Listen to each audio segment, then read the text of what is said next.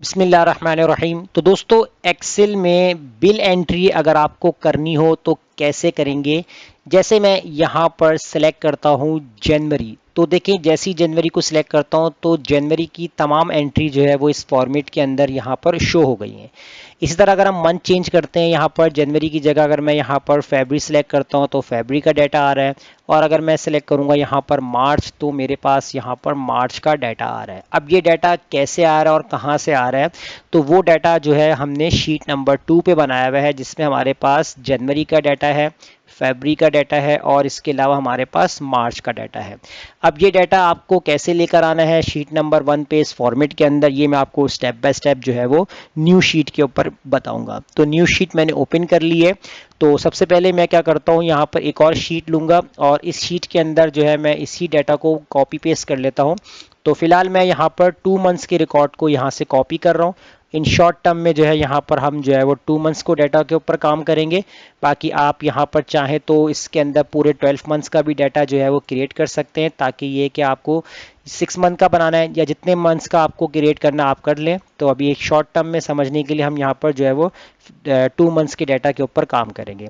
अब sheet number 1 पर आएंगे और यहाँ पर जो है वो आप अपने हिसाब से जो भी आपको फॉर्मेट रखना है तो वो फॉर्मेट आपको यहाँ पर डिज़ाइन कर लेना है। जैसे मैं यहाँ पर कुछ ही रॉस को और कुछ ही कॉलम्स को जो है यहाँ पर मैं कवर कर लेता हूँ। इस तरीके से इसको कर दूंगा मर्ज और यहाँ पर हेडिंग डाल दूंगा इनवॉइस। इनवॉइस से ऐड करूंगा, उसके बाद यहाँ पर इसके साइज को मैं थोड़ा इंक्रीज कर लेता हूँ, बोल्ड कर लेता हूँ। फिर नीचे वाली रॉस को मैं सिलेक्ट करता हूँ, एक रॉ और 2 और 3 रॉस एटलीस्ट सिलेक्ट करके मर्ज करके, और यहाँ पर जो है मैं प्राइवेट लिमिटेड कर देता हूँ। ठीक है, जो भी आपकी कंपनी का नेम होगा आपने यहाँ पर अपनी ही कंपनी का नेम मेंशन कर देना है। तो फिलहाल मैंने यहाँ पर प्राइवेट लिमिटेड करके लिख दिया नाम। उसके बाद नीचे वाली रॉस पे आते हैं और यहाँ पर हम हेडिंग डालेंगे मंथ की, और मंथ को हम यहाँ पर सिलेक्ट करेंगे, कुछ इस तरीके से बॉर्डर करके हाईलाइट कर देंगे और थोड़ा सा एरियाज को हम यहाँ पर इंक्रीज करेंगे और इसको जो है सेंट्राइज कर देंगे और बोल्ड कर देंगे। अब नेक्स्ट लाइन पर आते हैं, यहाँ पर आपको जो है वो सीरियल नंबर ऐड करना है। उसके बाद यहाँ पर आप ऐड करेंगे डिस्क्रिप्शंस। डिस्क्रिप्शंस के बाद फिर आप ऐड करेंगे cost and quantity, and last one जो होगा यहाँ पर आपके पास अमाउंट होगा। अब कॉलम के साइजेस को आप अपने हिसाब से एडजस्ट करेंगे। ठीक है, जैसा आपको फॉर्मेट बनाना है आप उसी हिसाब से जो है यहाँ पर कॉलम को एडजस्ट कर देंगे। और हेडिंग्स को थोड़ा सा मैं यहाँ पर कर लेता हूँ इंक्रीज कुछ इस तरीके से, और इनको भी आप चाहें तो थोड़ा सा आप इंक्रीज कर सकते हैं। अब देखिए यहाँ पर मैं क्या कर लेता हूँ, सबसे पहले आप यहाँ पर इनिशियल जो है वो फिलहाल 10 जो है वो एंट्रीज कर लें। जैसे कि हम यहाँ पर सीरियल वाइज 10 एंट्रीज को यहाँ पर ड्रैग करते हैं और इतने एरिया को सिलेक्ट करके हम इसको बॉर्डर देंगे और हेडर को हम यहाँ पर डिफरेंट कलर के साथ जो है वो अप्लाई कर देंगे। अब देखिए फॉर्मेट तो है वो आपका यहाँ पर रेडी हो गया। अब सबसे पहले हम क्या करेंगे कि शीट 2 से हमें यहाँ पर सबसे पहले डिस्क्रिप्शंस लेकर आनी है।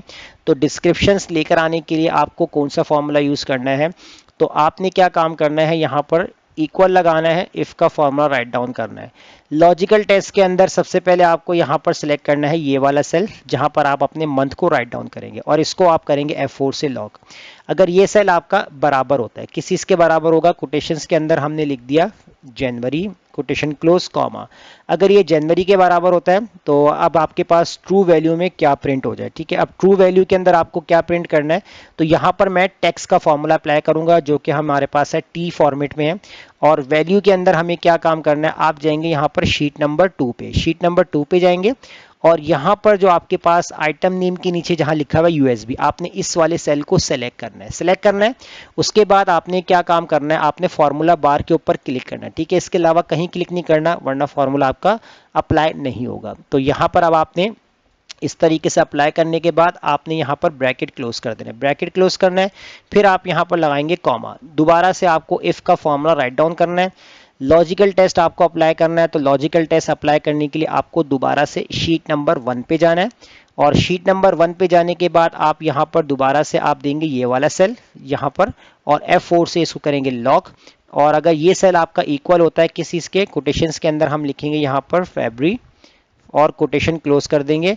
उसके बाद फिर जब आप कोटेशन यहाँ पर आपने क्लोज करना है, कोटेशन क्लोज करने के बाद आपको यहाँ पर जो फार्मूला अप्लाई, अच्छा यहाँ पर कोटेशन आप क्लोज कर देंगे, फिर आप यहाँ पर टेक्स्ट का फार्मूला लिखेंगे। और ब्रैकेट ओपन करके वैल्यू के लिए आप जाएंगे शीट नंबर 2 पे। शीट नंबर 2 पे जाएंगे, अब जो फैब्रिक का डाटा होगा आपने इसके आइटम नेम को यहाँ पर आपने सेलेक्ट करना है।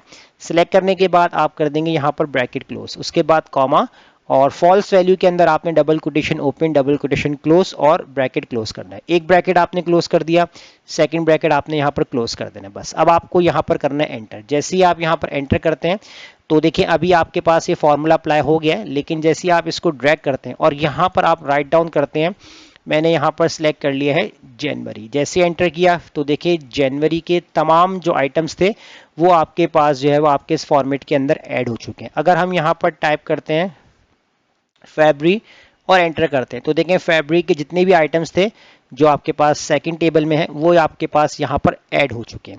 अब इसी तरह अगर हम यहाँ पर कॉस्ट निकालेंगे तो कॉस्ट निकालने के लिए थोड़ा फॉर्मूला हम यहाँ पर चेंज करेंगे। तो उस फॉर्मूले के लिए आपको क्या काम करना है, आप इक्वल लगाएंगे, इफ का फॉर्मूला राइट डाउन करेंगे, लॉजिकल टेस्ट के अंदर आएंगे तो यहाँ पर आप देंगे ये वाला सेल, अगर ये सेल आपका तो बराबर होता है, ठीक है। पहले मैं इसको F4 से करूँगा फ्रीज, कॉमा सॉरी इक्वल, अगर ये सेल बराबर होता है, कोटेशंस के अंदर हमने लिखा है यहाँ पर जनवरी और कोटेशन क्लोज, उसके बाद कॉमा, तो ट्रू वैल्यू के अंदर आप जो है यहाँ पर वी लुकअप का फॉर्मूला अप्लाई करेंगे। अब लुकअप वैल्यू के लिए आपको क्या काम करना है, शीट नंबर 2 पे जाएं और यहाँ पर आपने जो है वो ये वाले सेल को सिलेक्ट करना है जहाँ पर आपके पास यूएसबी लिखा हुआ है। इसी फॉर्मूला बार के ऊपर रहेंगे, कॉमा लगाएंगे, टेबल एरे के अंदर आपने हेडिंग के साथ पहला वाला टेबल आपने कंप्लीट सेलेक्ट करना है, कॉमा, कॉलम इंडेक्स आपको सेल यहाँ पर निकालनी है तो आप यहाँ पर 2 प्रेस करेंगे, कॉमा, एग्जैक्ट मैच के लिए 0 और ब्रैकेट क्लोज कर देंगे। ब्रैकेट क्लोज करके कॉमा लगा देंगे। दोबारा से आपको इफ का फॉर्मूला राइट डाउन करना है। लॉजिकल टेस्ट के लिए आप दोबारा शीट 1 में जाएंगे और शीट 1 में जाने के बाद दोबारा से आपने इस वाले सेल को सिलेक्ट करना है जहां पर आपके पास मंथ है, F4 से लॉक करेंगे और इक्वल लगाएंगे। अगर ये सेल आपका बराबर होता है तो कोटेशंस के अंदर अब हम यहाँ पर लिखेंगे फैब्रिक, कोटेशन क्लोज कर देंगे, कॉमा लगा देंगे और यहाँ पर ट्रू वैल्यू के लिए आपको दोबारा से वी लुकअप का फॉर्मूला अप्लाई करना है।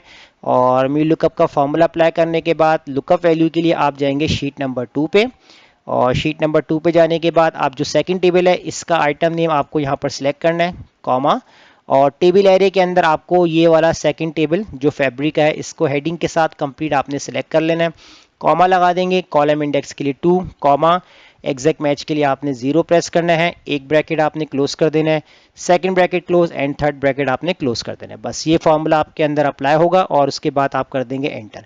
जैसे ही एंटर करके आप यहाँ से ड्रैग करेंगे तो अब आप अपने डाटा को मैच कर सकते हैं कि फैब्रिक का डाटा आपके पास एग्जैक्ट यही आ रहा है। अब जैसे ही अगर आप यहाँ पर लिखेंगे जनवरी लिखा और आपने यहाँ पर एंटर कर दिया तो देखें जनवरी का आपके पास जो है वो डाटा आ रहा है, उसकी अकॉर्डिंग यहाँ पर आपको कॉस्ट जो है वो आपको शो कर रही है।